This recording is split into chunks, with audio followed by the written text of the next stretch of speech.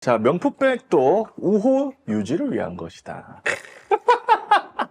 이게 분명히 야. 이제 최재형 목사가 대박이다. 이제 명품백 관련한 걸로 2년 가까이 지금 이 얘기를 이어오고 있잖아요. 콜검답죠? 네. 네. 그러면서 이제 검찰의 논리가 그거예요. 처음에는 잠입 취재라고 했다.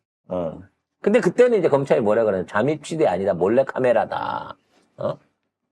스토킹이다. 스토킹이다. 뭐, 국고침입. 북풍 조작. 국고침입. 북한에서 지령받아서 한 거라고. 뭐 이런 식으로 하다가 이제 그게 나중에 가갖고는 이거를 갖다 국가 기록물 어쩌고 이런 식으로 피해 나가니까 그때 이제 최재형 목사가 이거는 추가로 터뜨렸죠. 이거는 내가 뇌물로 준 거다. 청탁을 하기 위해서 뇌물로 준 거다. 이 얘기가 틀린 건 아니에요. 처음엔 그 현상을 가서 찍은 건 내가 잠입취되고 그 다음에 뇌물로 준 거는 얘네들이 이걸 정상적으로 안 밝히려고 하니까 내가 이러이러해서 청탁을 했는데 이렇게 나를 들어줬다라고 두 번에 걸쳐서 폭로의 내용들이 심화가 된 거야. 그러니까 이게 처음에 나왔을 때는 얘가 뇌물로 백을 받았다는 것만 나왔고 나중에 청탁한 거는 6개월 정도 지나서 경찰서 시작되면서 나온 거거든요. 근데 검찰은 이걸 분리를 해가지고 애초에 처음에 와갖고 이걸 줬을 때 우호 증진을 위해서 준 선물이다.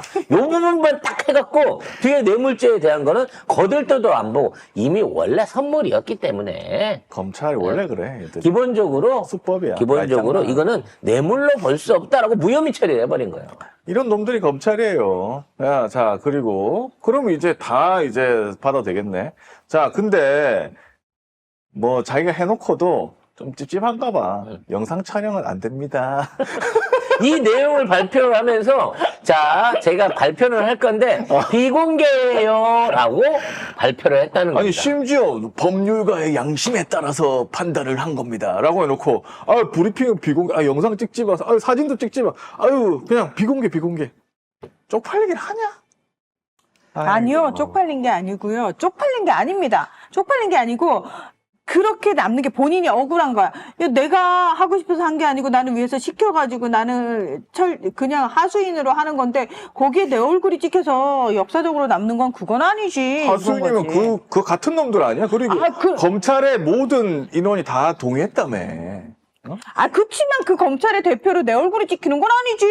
그래서 에라이. 결국은 무혐의로 처리를 함으로써 그 디올백이 진품이냐 가품이냐에 대한 논란까지도 한꺼번에 파묻어 버렸어요. 이건 선물이다.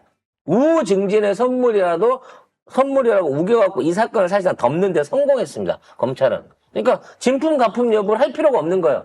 그뭔 상관이야. 받은 사람이 선물로 이해를 하면 진품이라도 상관없고 가품이라도 상관없는 거지. 이 논리가 돼버렸는데 문제는 도이치모터스 주가 조작이에요.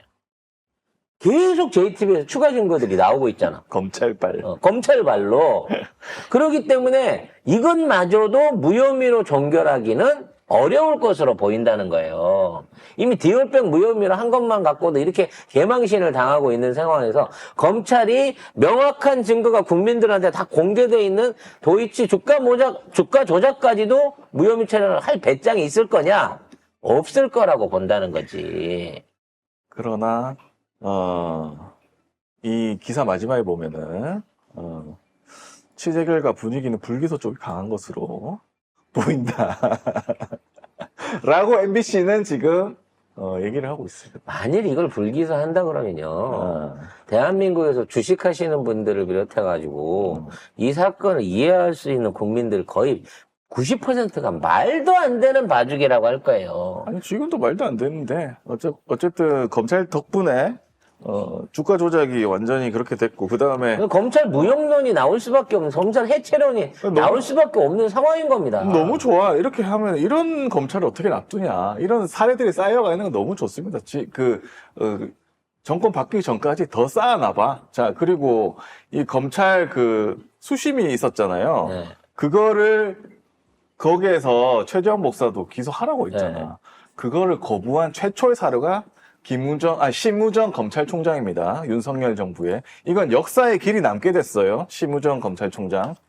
물론 이게 이 수심이 의견을 받아들이는 부분에 있어서 뭐 수심이 오래되진 않았으니까 문재인 정부 때 2021년도 때 이제 그 처음으로 그거를 해갖고 첫 수심위가 해가지고 무죄를 줬던 게 결국은 윤석열을 직위해자시키고 징계를 해야 되냐 마느냐에 대한 부분에서 수심위를 뒤집었잖아요. 그래서 처음으로 야 수심위를 분명히 문재인 정부가 만들어 놓았는데도 이게 도입 취지에 맞질 않는구나 라는 걸 그때 우리가 그때 처음으로 뒷박을 맞았는데 그래서 지들이 분리할 때마다 수심위를 했고 항상 수심위 결과를 다 거의 다 받아들였단 말이야 얘네들이.